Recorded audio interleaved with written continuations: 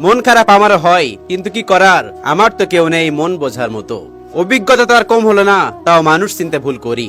মাঝে মাঝে দীর্ঘশ্বাস ফেলে বলি, থাক ব্যাপার না, আমার সাথে যে এমনটা হবে তা আমার আগে থেকে জানা ছিল। যদি বাপ গরিব হয় তাহলে ছেলের বয়স হওয়ার আগেই বড় হয়ে যায়। সারা দুনিয়াটাই স্বার্থ, স্বার্থ ছাড়া কেউ কাউকে ভালোবাসে না, সারা পৃথিবীটাই স্বার্থ। টাকা আছে, আপনার বন্ধু আছে, টাকা আছে, আপনার ভাই আছে, টাকা আছে, আপনার বোনের অভাব নেই, টাকা আছে, আপনার ভাইয়ের অভাব নেই, টাকা আছে তো দুনিয়াতে আত্মীয় স্বজনের অভাব নেই, টাকা নাই তো আপনার আপনজনই আপনাকে চিনবে না।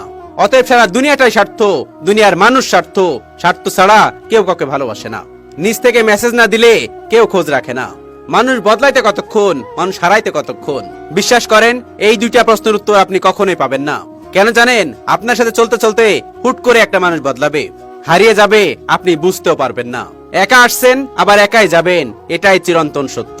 আমার জীবনের সবচেয়ে বেশি ক্ষতি যারা করেছে তাদের নামের খাতা উল্টে দেখি আপন জনই বেশি, পর মানুষ একবার ঠকিয়ে দূরে সরে গেছে, আর আপন মানুষ বারবার ঠকিয়েছে, এখন আপন সেজে বসে আছে আবার ঠকানোর জন্য।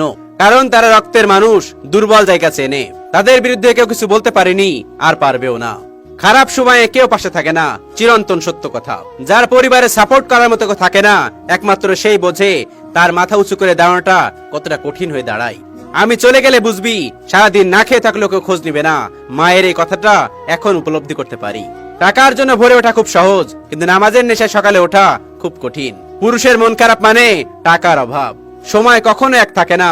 আমাকে ঠকানোর অপরাধে তুমি একদিন কারো কাছে খুব নির্মম ভাবে ঠকে যাবে। আগে যেটা আমি ছিলাম এখন আমি আর ওইটা নই। সাপে আমাকে সফল দিচ্ছে ঠিকই, কিন্তু এখন আমি মরি নাই। আফসোস বিন্দু মাত্র করি না, কে কথা বললো আর কে কথা বললো না। সময়ের সাথে আমি বদলে গেছি। রাতে কি দেখে এসি, সকালে তা আমার মনে নেই। পরিবর্তন হতে চাইনি, সময় আমাকে পরিবর্তন হতে বাধ্য করেছে।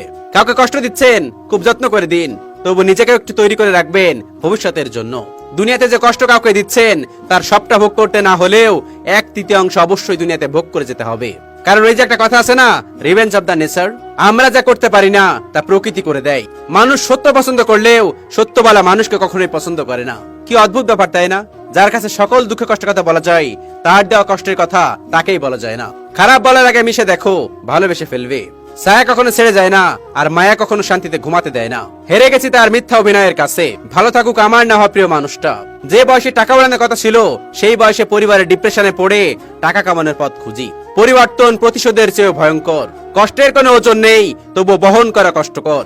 মানুষ প্রথমে নিঃস্বার্থে ভালোবাসে, পরে মানুষ স্বার্থের কাছে হেরে যায়। পরিশ্রম মানুষের চেহারা নষ্ট করে দিতে পারে, কিন্তু ভবিষ্যৎ সুন্দর করে দেয়।